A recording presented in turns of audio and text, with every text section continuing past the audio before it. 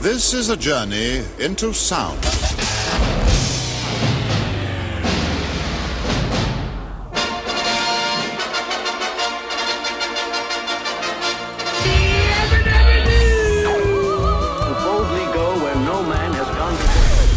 The Friday Fuckle.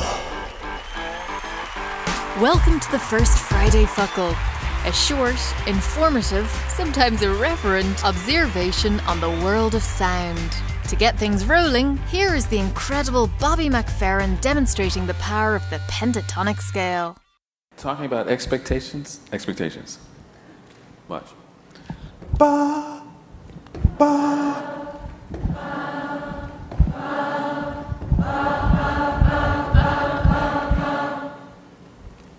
Ba, ba, ba, ba, ba, ba.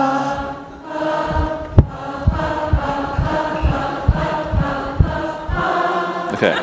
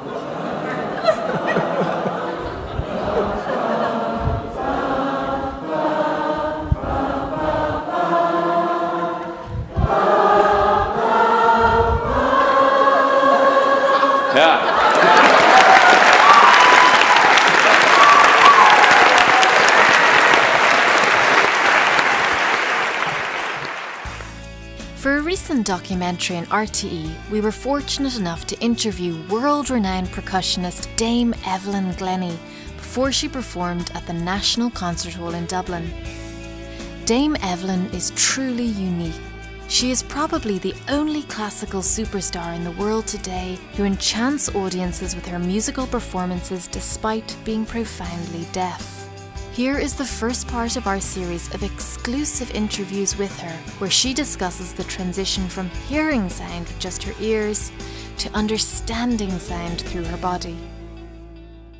But when I became interested in music, I had this wonderful combination between the curiosity of wanting to read music and learn how to read music, but also to delve into my own being and create little pieces by myself, compose little things, and just play around, basically. And that was really important. And that's what I still like to do, is to play around. And again, there's no aim, no ambition, there's no end product in mind. It's quite simply having that freedom to really play and to connect that body with whatever type of sound you're creating. So I'm not really thinking about technique or making it fancy. It's just simply, what is this sound saying to me? So when I went to secondary school from the age of 12, I was in this dilemma whereby hearing aids were boosting the sound tremendously, and that was affecting my balance. It was also affecting my sense of touch. And I wasn't really enjoying the process of creating sound because it was becoming a painful and confusing experience. And so My percussion teacher, when I met him at the age of 12, he had struck a drum one day, a timpani, like a kettle drum, and he suddenly realized that, my gosh, a lot of vibration is coming from that drum. And he asked me, am I feeling that vibration throughout any part of my body? And so he struck it again, and I paused, and I thought, actually, I am. I'm feeling that sound, well, wherever I felt it. It could have been my thighs or my tummy or my chest or my neck, wherever I felt that. So I explained that actually, yes, I could feel that sound. And what this was doing was actually making me pay attention to the beginning, the middle, and the end of that sound. So I was interested in the attack, I was interested in that journey of sound and where it was actually going. So how long was I actually feeling that sound?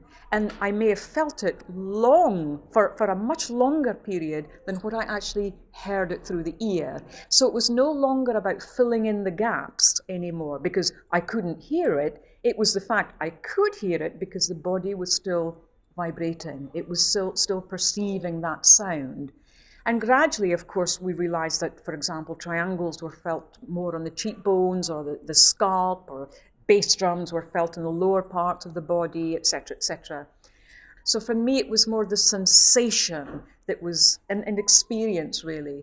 So those early years were extremely important. Obviously, the upbringing was important, but it was this refining whereby my teacher just simply asked me to listen and to use the whole body to listen. So it became like a huge ear.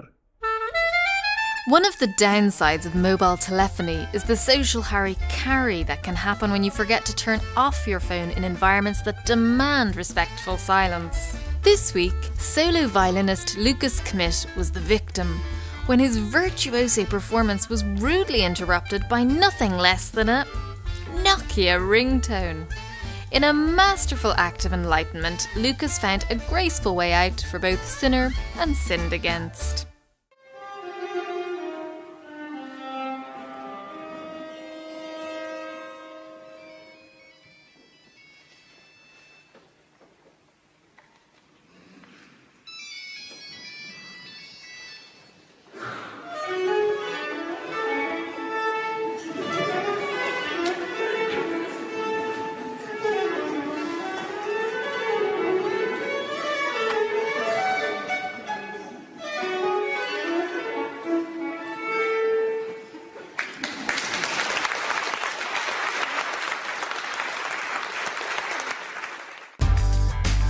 That's all for now. You'll be hearing from us soon.